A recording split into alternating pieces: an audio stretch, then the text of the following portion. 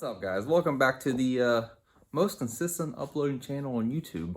You know, we upload every day, like every 2 to 3 months.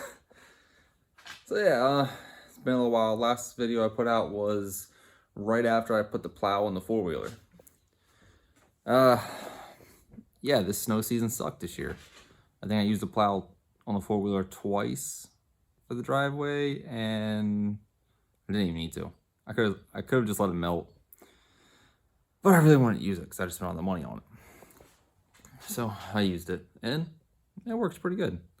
Although it did scratch up the front bumper. Not too happy about that. But oh well, it's just four-wheeler. But we've had a lot going on the past couple months. And some pretty significant things have happened lately. Start with, out of my favorite vehicle I've ever owned, and I will always own this. I'll get rid of every other vehicle before this one. My 99 Mazda B3000 Troy Lee Edition. Any Ranger fans know the Troy Lee was a one-year-only truck, only a 99, produced by Mazda. There's a lot of there's a lot of Troy Lee specific parts on there. And I don't know, I still love the truck. It's 2-wheel drive, 3-liter, 5-speed. It's perfect for everything. It even got me in the snow. It even got me up the mountain during a snowstorm, which is very shocking. But, I was at school. I had a break between my classes, and I was going to the gas station. Well, I thought my clutch was going out because for a couple weeks it was getting kind of hard going to first and second gear. Didn't really think nothing of it. I was like, I'll just keep driving until something breaks. That's how that truck works. If you fix something before it's actually broke, it's going to cause other problems. If you wait until it's completely broken and you fix it, it's going to be fine. You fix it, you go on about your day. Well, during my break in between classes, I was heading to the gas station to get something to eat, get a drink. And went pulling the gas station, and I couldn't get the truck into second gear. Oh crap. So, shut the truck off, put it in second gear, start it back up, still rolling. Pull up, park, and go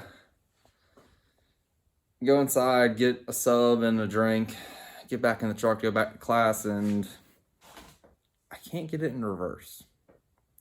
I turned the truck off, put it in reverse, started back up, back out of the spot. Then I couldn't get it into first.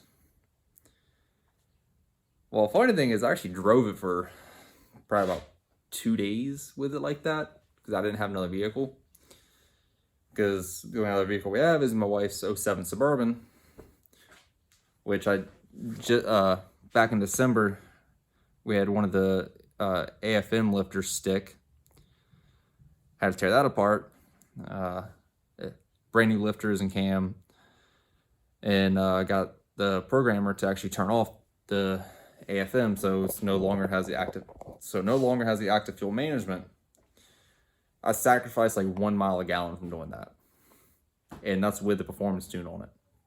But for 1 mile per gallon, I'm not complaining. I think it's 250,000 miles on it.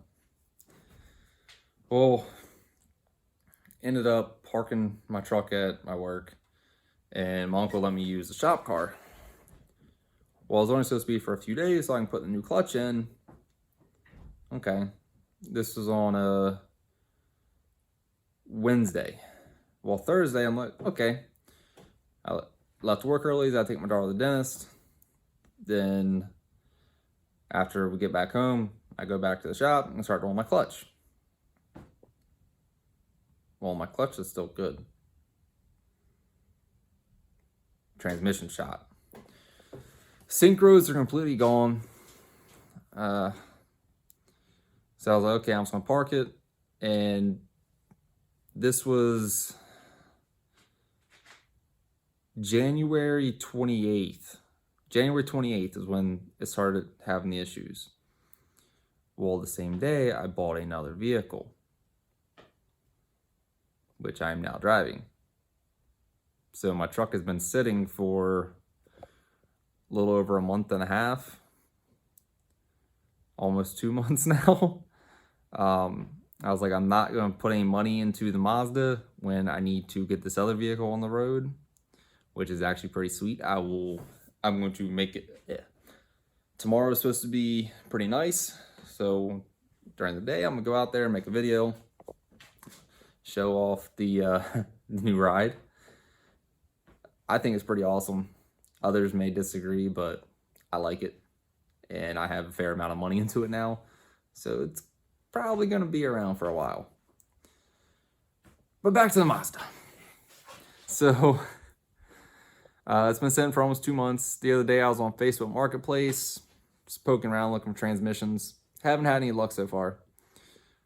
Found a guy that's about 2 hours away that is parting out a 99 Ranger, has the same transmission. Talked to him, he said transmission's good. He's gonna pull it out. I'm going to meet him on Saturday. And hopefully all goes well and I'll be getting a new transmission for $100. And this transmission is going to have significantly less miles on it. The Mazda has somewhere around 500,000 miles on it. I'm not exactly sure because the speedometer and odometer didn't work for a couple years while my dad was driving it, and he was driving at least 100 miles a day on it. And yeah, so it has a lot of miles on it. But hopefully I get the new transmission this weekend, get it put in hopefully next week and get that back on the road. But I do have another idea for the Mazda. Since it does have a crap ton of miles on it, one of the classes I'm taking right now is a automotive machining class where we're doing engines. Well, I still had the original HIDs off my very first car, which was a 91 Mustang hatchback LX 5.0. I love that car. I wish I still had that car. So I'm like, okay, I'll bring the HIDs in. I'll build a set of HIDs. It's like, screw it. Okay, I'll bring them in, build a set of HIDs, and eventually I'll find a block to build to go with it. Well, I'll bring them in, get them stripped down. He's like, well, we have a block sitting in the corner. It's been sitting there for about 10 years. You want to build it? I was like, sure. So I have a 302 block to go with it, 302 HIDs. Perfect. Well, it escalated somewhat quickly. Now we're doing a 331 stroker.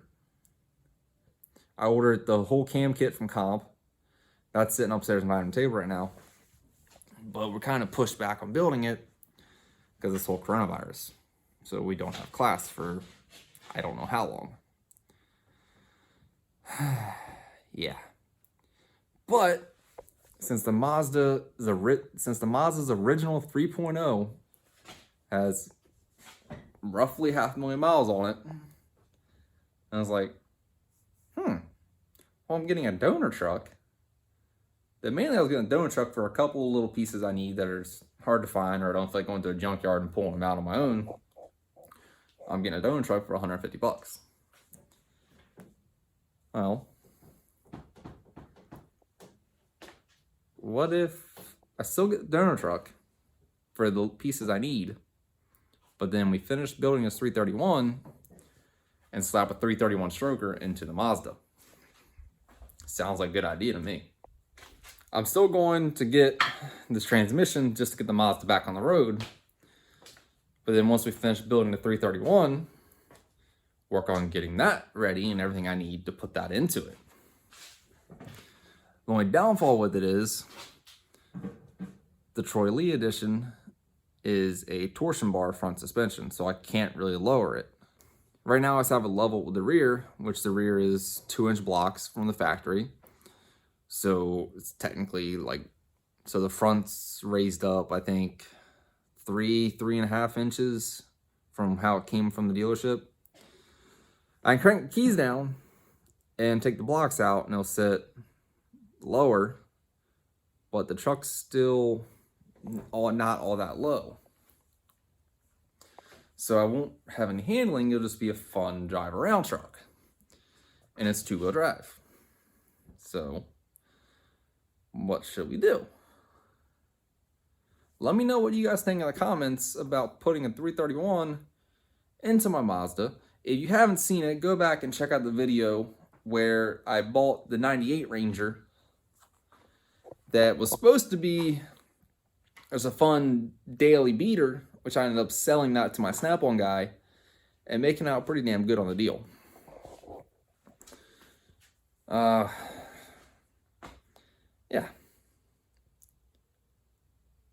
So I've had vehicle stuff going on. The new vehicle I bought, it's a 2013, but I had to put a motor in it. And it's a Ford. Any Ford guys can probably guess what kind of motor is in it. And it only had 81,000 miles on it. That took up some time and quite a bit of money. But it's worth it. It's great daily. Yeah. Vehicle stuff aside, been doing some stuff at the house. Been working on getting the garage together. And I just started working on our basement. I'm going to finish the basement. Right now it's just the cement walls and cement floor. It's a lot of work. But in the end, it's going to be worth it. Just like everything else. Don't really know where else I'm going with this or what else to say, but you guys have a great morning, day, night, whenever you're watching this. Yeah. But please hit the like button, subscribe. Let me know what to do with a Mazda. Rebuild a 3.0 or put a 331 in it. Have some fun. And see y'all in the next one.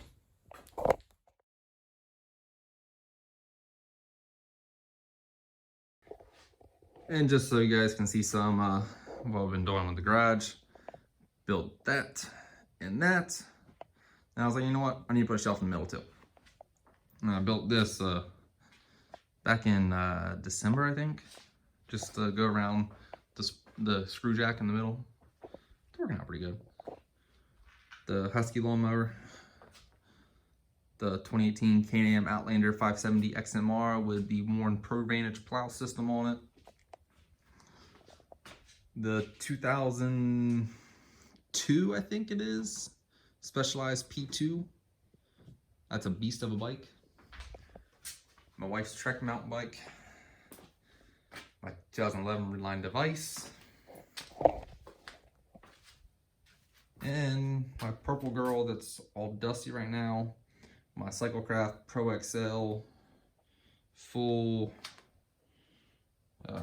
complete race bike that I spent a lot of time and money on, which I haven't ridden in I don't know how long, and I feel terrible about it.